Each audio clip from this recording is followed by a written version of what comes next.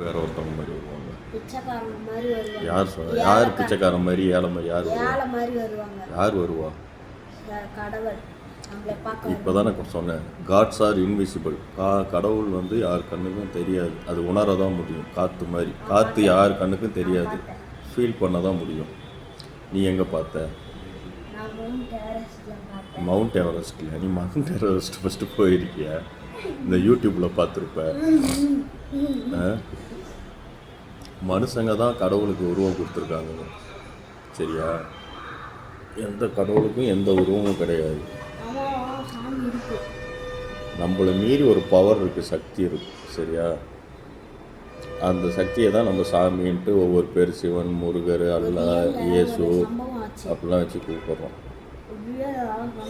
என்ன சம்பவம்? சத்தமாக பேச ஒன்றும் கேட்கல. ஒரு பையன் ஒரு அமெரிக்காவோ ஏதோ ஒரு ஃபயர் ஆக்சிடென்ட்ல கீழே விழுந்து இறந்துட்டான். அவன் வந்து சொர்க்கத்துக்கு போயில அங்கே கடவுளை பார்த்தானா. அவன் பேர் வந்து ஏதோ சொன்னாங்க, சிஜியோ ஏதோ.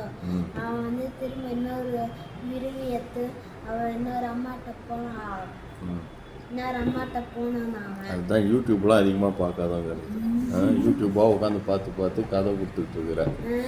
அவன் போயிட்டு சிவஜின்ட்டு இருந்தானா. அவங்க அம்மா யாரா? அவங்க சொன்ன இதெல்லாம் கரெக்டாக இருந்துச்சு. அவங்களுக்கு ரொம்ப சந்தேகம். ஒரு பைக்கு ஓடிக்கிட்டே இருக்குது, ஒரு கார் ஓடிக்கிட்டே இருக்குது, ஒரு மிஷின் ஓடிக்கிட்டே இருக்குது. திடீர்னு அது நின்று ரிப்பேர் ஆகிடுது. பெட்ரோல் இல்லைன்னா நின்றோம், சரியா? அதே மாதிரி இன்ஜின் சீஸ் ஆகிடுச்சுன்னா நின்றோம். நின்னதுக்கப்புறம் அந்த பைக்குள்ளே உயிர் இருக்குது, அது போய் எங்கன்னா இருக்கும் அப்படின்னா எப்படி? அந்த மாதிரி தான் பைக்குள்ளே பெட்ரோல்னா நின்றுடுமா? அதை திரும்ப பெட்ரோல் பேங்க்கில் போட்டால் இன்ஜினே சீஸ் ஆகிடும்.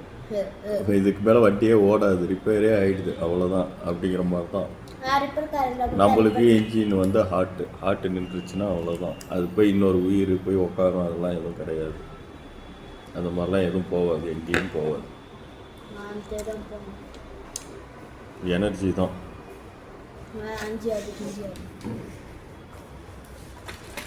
இது டிஷ்யூ இருக்கும்.